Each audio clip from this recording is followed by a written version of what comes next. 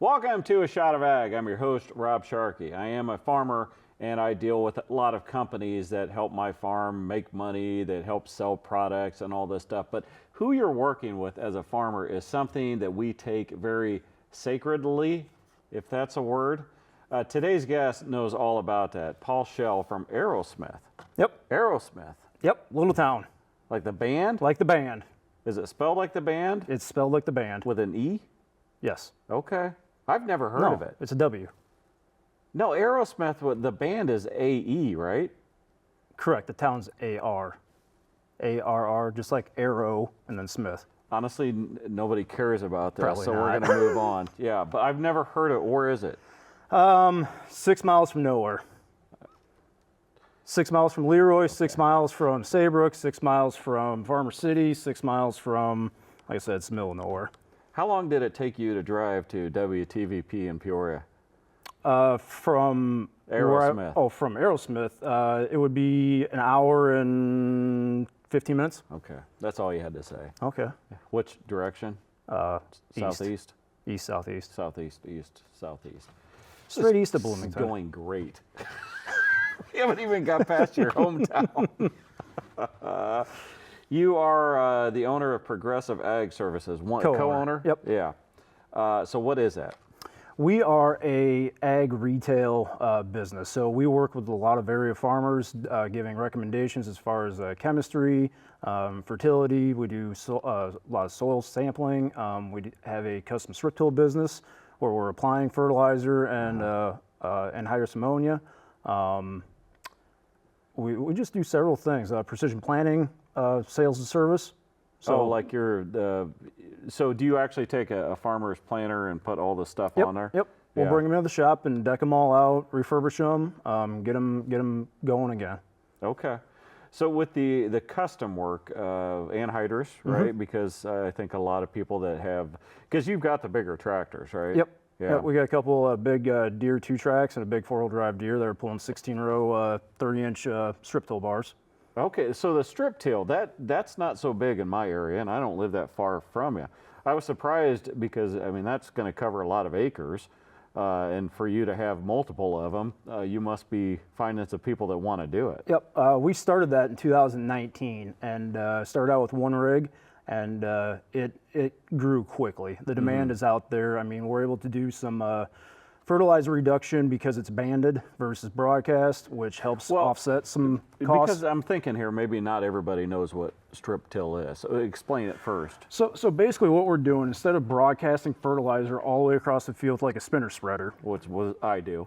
which is what a lot of guys do, is what we are doing is taking that fertilizer and we are banding it right on top or right below where that row of corn is going to be planted next year. And so instead of having it all the way across the surface and maybe incorporated with some tillage, we're basically building a flower pot of high level nutrition right underneath the plant. And so we'll put dry fertilizer under for our P&K and sulfur, and then a lot of times we'll put anhydrous ammonia along with it for a nitrogen source. So you go out in the fall, right? And you do this, and then, I mean, because a lot of people don't understand, then the farmer in the spring can come with his planter tractor and really punch a button, and that tractor knows how to follow exactly where you've made those strips. With our RTK sub-inch accuracy guidance, we're able to stay right on top of each other. We'll export out our lines and give them to the customer, and then he just basically tracks where we were everywhere the fall before. What's the downfall of it? It's expensive to get into, and it takes a lot of horsepower. Yeah. I mean, it's a 40-foot bar, 16-row bar, and I mean, we're needing 600 plus horse just to pull that. And you're talking a 9 series at least. Yeah, so you're talking a big tractor. Big tractor. And sometimes I don't know, does the weather always cooperate in the fall? No, no. we get about 3 good solid weeks, and then we're always fighting weather one way or another. Too cold, too wet. Do you strip till in the spring? Nope. Yeah. Yeah, kind of our southwest trade territory area is more sandy, lighter soils, and we just don't want to put stuff out in the fall because it'll leach down through the soil. And so those areas we tend to do or wait till the spring to do. So that strip till, like you said, it's a lot of money to get into it. But if a farmer wanted to try it, I would think something like what you got, where you could go in there, do a field, he could try it and see if he wants to keep going. Yep. Do they tend like they want to keep going after trying it? Yes, virtually everybody we've ever strip till for has come back and continued to do custom strip till with us. It's a good thing that fertilizer doesn't cost a lot right now. It's pretty cheap. Is there a significant reduction in how much you got to put in? It varies. Just like any other farm operation or farm input, it's going to vary depending on the operator, what his goals are, what his needs are, what his budgets are. Yeah. There's a lot of different theories about what we can do as far as reduction, as far as different rates go. Started out doing a lot of 20-25% reduction from broadcast. With the economics right now, we're It's down. a lot of money. It's a lot of money. Yeah. Right now we're down. Some guys are going as low as 30% of what they normally put out. But again, the efficiency, because it's right under the plant, is a lot higher. Yeah. Yeah. Were you a farm kid? I was not. Grew up in town. Oh, well, how'd you get into ag? I had grandparents. My mom's parents were dairy farmers all the way through, and so we were up there every weekend for Sunday dinner, and I was running around with the cousins on the dairy farm and spent some time with Grandpa on the fender of a 40-20 baling hay in the summer, and spent some summers I mowing don't hay. think we can and say that anymore. Probably You not. can't be on the It's probably an fender. OSHA thing. It is a big time OSHA thing, but that's, I think most people our age, that's how we grew up on the farm, was on an open cab just sitting on a fender. So if you fell off, And all you had is that one grip on the side of the fender to hold on to. Otherwise, there wasn't much there. no, it was not. And thinking back about it, it probably, yeah, I don't know. It wasn't. It didn't take much to go back the other way. You'd be right off. No, but it was fun. It was great. It was the best seat in the house. So then you went off to college, right? Yep. Where at? Southwest Wisconsin Technical College. It's our local community college in Southwest Wisconsin. What did you want to do? I wanted to be an ag, and I didn't want to spend a ton of time in school. Yeah. And so a 2-year associate degree in Agri-Business Science Technology was up my alley, and get some basic education done, and get out in the workforce. So then you went into what, like working for a co-op or something after that? Worked for a couple of local retailers up in Wisconsin. Was up there until 2013 when I moved to Illinois. Okay. I went to work for a retailer down here, heading up their precision farming department. So like what were you doing there? What do you mean heading up their precision? They didn't have a precision farming department per se. Really? Yeah. In 2012? Yeah. They You were were a little behind the 8 ball, weren't you? That was Illinois. That was in Wisconsin, by the way. That's what I'm saying, especially, this here being, Yes, it should have been. around precision planting, around Tremont and all that. They were doing some, but they didn't have anybody leading it, really driving home the precision side of ag. Yeah. And so I got to come in and work with the crop specialists to really specialize working on fertilizer recs, seeding recs. We started a precision planting dealership there too, and really kind of got the ball rolling. Okay. So how did you get into being a co-owner of Progressive Ag Services? Well, it was the 2 years down at the retailer here in Illinois that I met business partner Matt Budman. He was one of the crop specialists I was working with at that retail, and he saw where the precision ag thing could really go, and we had a lot of fun for a year, and then a year later he realized it was a lot of fun and took off and started Progressive Ag. So I got a year out of him. A year later, he called me up and was kind of saying, hey, looking to really expand this and get it going. I think it'd be a good fit for you to come and work with me and help me out on some of the things that maybe I'm not quite as strong on. And somehow he talked me into leaving a pretty good job to jump off the deep end going into business. Yeah. I've met him. You seem smarter than he is. He doesn't even know how to spell his name. It's a different spelling. It's a very different spelling. But okay, so here you have a job. You're getting a paycheck, steady. I imagine you're getting some other stuff, benefits. Getting some benefits. Yeah, company vehicle. It's life is good. Life is good. And now, not only you got to quit that, but you probably got to fork some money up. Fork some money up, and you don't exactly know when that next paycheck's coming. That was quite the conversation with the better half about how this whole thing was going to look. What did she think? She was supportive. She was very supportive. She knew that Matt and I worked well together. But there's always that fear factor of what if? Yeah. I mean, what if this doesn't work out? Yeah. So Well, I mean, there's a lot to it. Go back to what retail. What if Matt, I don't know, went off the deep end, right? Well, it could have. Yeah.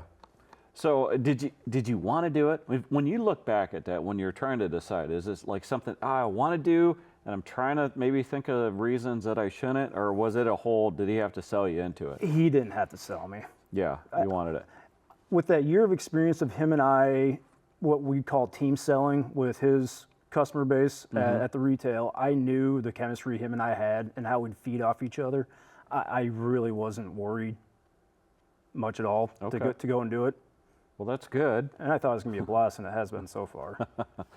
And it's been successful. It has been. We've managed to have some success. I mean, we have been very fortunate to partner up with some very good growers, some very good farmers, who have bought into our vision, bought into our theories on soil fertility and precision technology, and have been very supportive of us. Yeah. And very loyal.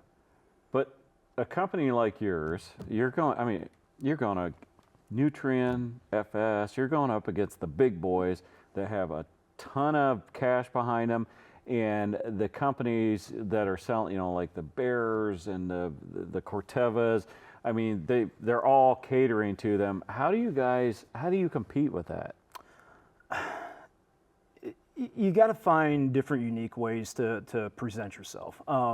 We really strive for a very personalized touch and relationship with customers. It doesn't always come down to we're the cheapest, we're the fastest, the quickest, whatever. It's we truly want to be a partner in their operation and see them succeed. And I think that's kind of what helps set us apart a little bit. Plus, I mean, sometimes those big companies are their own worst enemy. Yeah, and I deal with them too. But yeah, sometimes it's like it'd be so nice to deal with a company like yours, with people that understand my operation, literally every single acre of it, and can help me more. Not necessarily just worried about how much they can sell, but how they can make their farmers more money. Yeah, and we do almost everything in-house. I mean, we pull our own soil samples. I mean, I've been across almost every acre of ground that we work with in one capacity or another. So when they see us, they know we're taking care of everything. We're not farming stuff out, anything like that. So you do all of it. We do all of it in-house. I thought most people farmed out like at least soil testing. No, we do all soil sampling in-house. Do you have a prober? We got 2 Rangers set up with Wintex hydraulic probes. Oh. We customize them, put the probes inside the cab, so we've got heat and AC, so the operator's nice and comfortable. I mean, you sit out there and pull soil samples for 12, 14 hours a day. On a 4-wheeler, it gets to be a long day. Oh yeah. We used to advertise with a company up in Canada that was big into doing that, and they had it in the pickup trucks, right? Yep. And it was 40 below. 40 below. And they're like, we're going to do some soils. And I thought they were joking. But no, they drove their truck out there and like, this really? I mean, it's freezing right out here. They're like, no, and they put it down. The truck is lifting up, and then it all sinks down, and then snap. I felt vindicated because the whole time we're like, of course we can do it. It doesn't matter. No, at 40 below. 40 below, the ground's pretty hard. Yes. Common pretty sense hard. would say yes. You would think you wouldn't do that. But yeah, we did. And then we were stuck out there trying to fix a probe I don't want to in 40 below. This. It was probably the most It cold seems like I've a ever traumatic been. situation for you. I was freezing. I thought my feet were going to fall off. But hey, whatever the advertisers want, right? What's this? That is a bottle of bourbon whiskey that we had done for our 10-year anniversary last year. Okay, so 10 years. Right about to the date was 10 years ago last year that we did that. We had a big open house, gave them all out to everybody who showed up. So really, they got a bottle? They got a bottle. Everybody who showed up that wanted a bottle got a bottle. Was it a deal like where you sent in your own corn to get? This particular distillery, you can take your own corn into, and they will make custom batches. We didn't take any corn in, so they just probably pull it out of some grain bin and Just put your bottle or your yeah, sticker we just on the did bottle. the label. That's cool though. Yeah, Yeah. How many you got left? got about a case left. How much is in a case? I think 10. 10. Yeah. So we're you're- slowly getting rid of You're them. probably not wanting to open them. I mean, we can. I'll be damned. When in Rome. Yeah. That's it. It's That's not not. bad. It's not bad. Yeah. It's really not. Yeah, it's been a pretty good hit for us. I don't know what this is. Apparently there was something on the back there that they don't want us to see anymore, so we've taped. Who tapes glasses? TV people. TV people. All right. How many? You want a finger or a foot? Couple fingers. Oh, couple. All right. What is later in the day? So it's Yeah. legit. I've got more interviews, so I'm just gonna stick with a a fingernail. Okay. There you go. All right. Put him over here. All right. Well, Cheers. cheers. We gotta sniff it first. Were you born in a barn, man? You gotta enjoy this. From Wisconsin. Oh, stand corrected. Okay. Pretty smooth. I was kind of expecting something to be, I was Like your breath on fire type of stuff. like crap, basically. Yeah, but that's just what you want. Yeah. Right. Got a little It's whiskey not bite the to it. highest end, but Nope. yeah, that's good. Okay. 10 bottles left, or 9 now. 9 now. Well, 9 and 3/4. Yeah, we had a distillery on here one time, and we're promoting them, and he opens it up, and I pour a full because I'm being a smart aleck, right? And the look on his face was not happy, and then he took the bottle with him. Oh, that's not very nice. That's what I thought. I mean, that's got to be like a You should courtesy have bottle. seen because they all like the free stuff. A lady brought in a cake earlier. That's gone. You get vegetables or whatever. They're eating everything they can. They openly wept when he took the bottle. I can imagine. I would have too. Yeah. I mean, that's almost rude. You guys want a drink?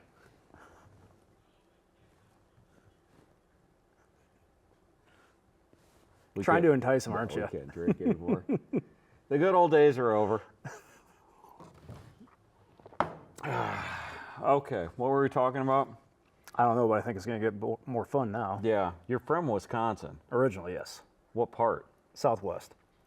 And that was your mom's family dairy up there. Mm-hmm. Okay. Yep. Do you ever, is there any goal in life to go back to agriculture or get into it yourself? Into production ag?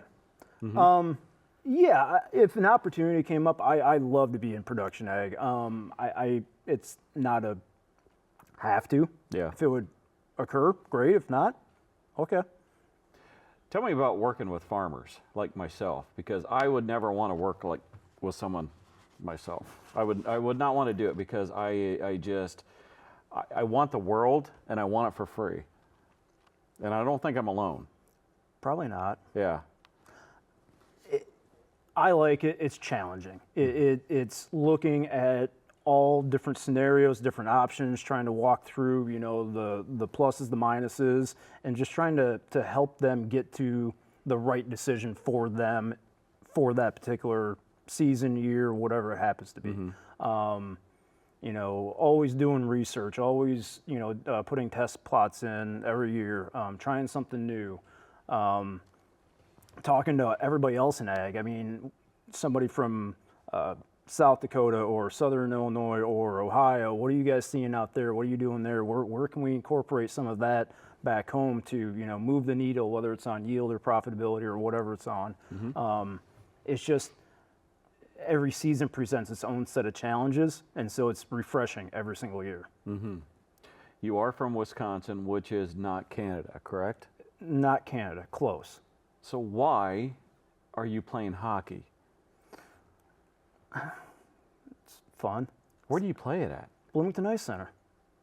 They have a rink in Bloomington? Yep. Okay, is it like a league or? Yeah. We've actually got 2 sheets of ice in Bloomington. We got the big arena, Yeah. and then the ice center that's attached to it. What position? I play defense mainly. Oh, okay. That's because Mainly you because can't- I you don't know. can't I shoot? can't shoot. I can't puck handle, so I just sit back and Why whack don't you my do the stick at people. goalie? They don't have to skate or do anything. I have no desire to get a frozen plastic puck shot at me at Yeah, but 80 don't miles they have an hour. like a mask and that? Yeah, but it's still not enough. You don't. It Goalies are a hurts? different breed. They're just different individuals. Really? They got to screw loose. Okay. Like how often do you play? 3 to 5 days a week, mornings.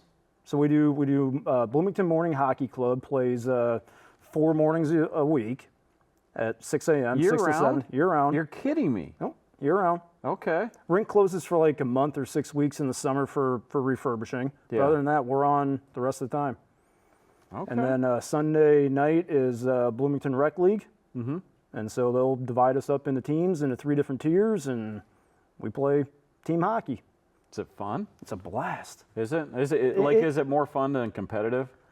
I didn't play competitive hockey growing up. I mean, my hockey experience growing up was pond hockey, so we played a month out of the year Yeah. with no equipment, nothing. I mean, just that hurt. oh, that.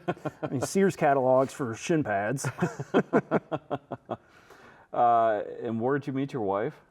We were working for the same retailer, and she was in marketing, and I was on the sales side. Marketing girl. Ooh. She's a marketing gal. Yeah. Okay. You're not supposed to have romance at work. It's a good thing we're at 2 separate retails under the same umbrella. Still. Yeah. Maybe. How long you been married? 10 years. 10 years. That's about the same time as a. Coming up on 11, actually. Yeah. So, like, when you were making this decision, were you married? We had just gotten married as our first year. God, I'm surprised she stayed with you. She's a brave woman. Yeah. Now, what does she work with you guys now? She does a little bit of marketing for us. She works with our office manager to do some marketing and helps out on that. Otherwise, she runs the marketing department for a business in Bloomington. Mm-hmm. So, if somebody comes up to you and says, "Hey, I've been working for the local co-op. I really think I should go out on my own," what advice do you give them? Have a plan. But be ready for those plans to change and adapt to new opportunities. But other than that, go for it. I mean, you can always go back into retail, into whatever you were doing. But take the chance. I mean, you got nothing to lose. Okay. I don't want to disagree with you because you know what you're talking about, but I don't know. I mean, I was at your shop. I saw the investment that was put into that. I mean, the equipment alone, I don't know how much would cost. I mean, there's a ton of money. You have employees.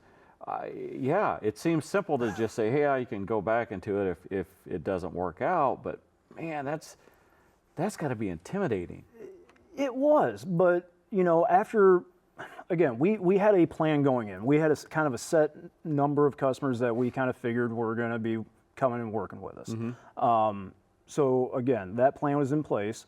Now, where we started out year one compared to where we are now, completely different view. I mean, some of our core philosophies and services are still in place, the soil sampling, stuff like that. But I mean, we've adapted to have a chemical retail business on board now through our Titan Pro partnership. Mm-hmm. The custom strip till came on.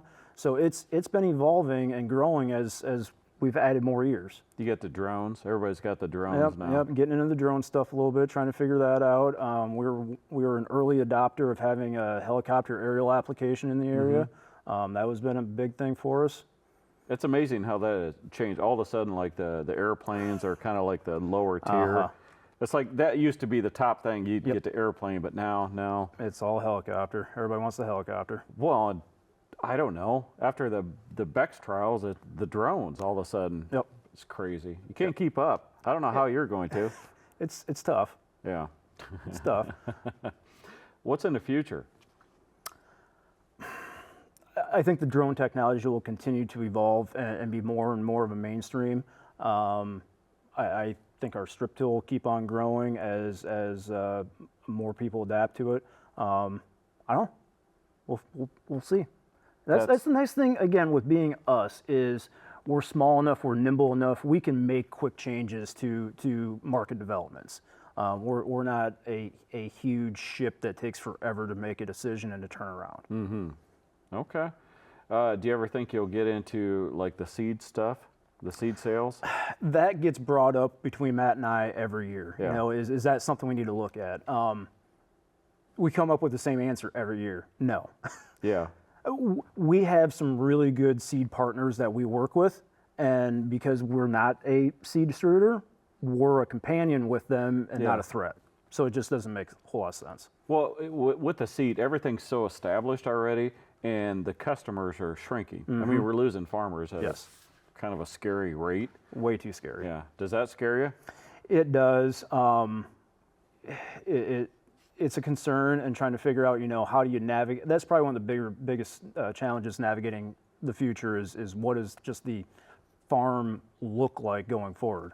Yeah. I wish I knew. Which a lot of people knew. I mean, seriously, we're coming up on a time where I think it could. I don't want to compare it to the 80s because I don't think we're there, and I don't think we've earned the right to compare ourselves to the 80s, but it might be our version of the 80s, which is still pretty scary. Yeah. If people want to find more about Progressive Ag Services, where do they go? ProgressiveAgServices.com. Also find us on Facebook. Do you post? I do not. I know. I am not a good social media person. You're not good at taking compliments. You're not good at talking yourself up, and I'm assuming it goes along with social media too. Probably, yeah. Okay. I don't get into the posting and should, but I just don't. It's just not part of my DNA. Yeah, but I know why farmers go with you. Honestly, I would work with you guys. I mean, you seem like you are, you care about my bottom line. You're the kind of guy that I'd like to go have a beer with or stronger. Stronger. Yeah. Should we take the tape off? It'd really take them off. Yeah. Are you sure? Enticing one more time. It's really good. I don't know what that symbol is. Paul Schell, thank you very much. Really, really appreciate it. Everybody else, we'll catch you next time.